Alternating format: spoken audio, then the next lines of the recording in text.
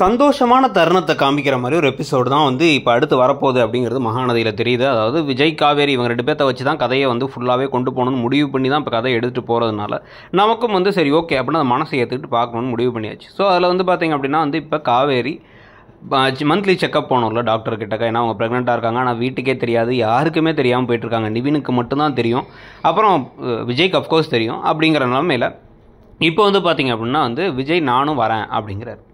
ஆனால் வந்து அதெல்லாம் எதுக்கு வேணாம், நீங்கள் வந்தால் மாட்டிப்பீங்க, போலீஸ் உங்களை தேடுதுன்னு சொல்லிகிட்டு இருக்கும் பொழுது இல்லை நான் வரேன், நான் வந்துடுவேன் அப்படின்னா நீங்கள் வரலாம் வேணாம், நீங்கள் அங்கே இருங்க, நான் தனியாக வந்தது காரணமே உங்களை டிஸ்டர்ப் பண்ண வேணாம், அது மட்டும் இல்லாமல் நீங்கள் மாட்டிக்கூடாது தான் அப்படின்னு ஃபோனை வச்சாச்சு. ஆனால் நேராக அங்கே போய் பார்த்தீங்க அப்படின்னா வந்து அங்கே நர்ஸ் எல்லாம் வந்து தனியாகவா வந்திருக்கீங்க அப்படின்னு சொல்லி கேட்கும் பொழுது டக்குன்னு வந்து இவர் வந்து பார்த்தா முகமுடியெல்லாம் அணிஞ்சிட்டு வந்து உடனே வந்து இதோ நான் இருக்கேன் அப்படின்னு சொல்லிட்டு அவங்க வீட்டுக்காரர் அப்படின்னு சொல்லிட்டு உள்ளே வராங்க. உள்ளே போய் பார்த்தா கேஷ்யூ நட் சைஸில் குட்டியாக அழகாக பேபி தெரியுது அந்த ஸ்கேனில். அதை பார்த்த உடனே 2 பேருக்கும் கண்ணெல்லாம் கலங்கி அவ்வளோ சந்தோஷமாயிடுறாங்க. நமக்குமே பார்க்குறதுக்கு அந்த சீன் கொஞ்சம் நல்லா இருந்துச்சு. அப்படியே காவேரி முகமெல்லாம் மலர்ந்து சிரிச்சிட்டு இருக்காங்க. விஜய் அப்படியே வந்து நெகிழ்ந்து போய் சிரிச்சிட்டு இருக்காரு.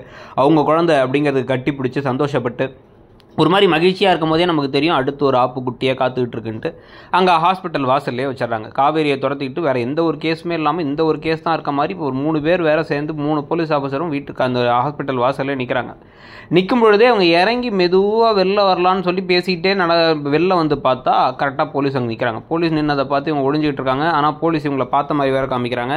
அவங்க காவேரியை மட்டும் பார்த்துருக்க விஜய் அப்படியே பின்வழியாக அது எஸ்கேப் ஆகிட போகிறாரா, சிசிடிவியெல்லாம் பார்த்தா 2 பேரும் ஒன்றா தான் வந்தாங்கிறத கண்டுபிடிச்சி கடைசியில் காவேரியை தூக்கி உள்ளே வைக்கலான்னு பார்க்க போகிறாங்களா, நீ எதுக்குமா ஹாஸ்பிட்டல் போனாங்கிறத கேட்டு அவங்க ப்ரெக்னெண்ட்டாக இருந்தாங்கிறது வீட்டுக்கு தெரிய வரப்போதா அப்படின்னு பல கேள்விகள் இருக்குது.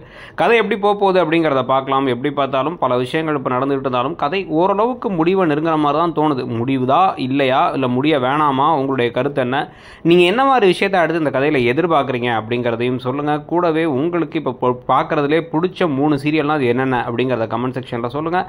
அப்படியே இடம் பொருள் நவ் சேனலை மறக்காமல் சப்ஸ்கிரைப் பண்ணி அந்த பக்கத்தில் இருக்க பெல் ஐக்கானையும் கிளிக் பண்ணிடுங்க. தேங்க்யூ.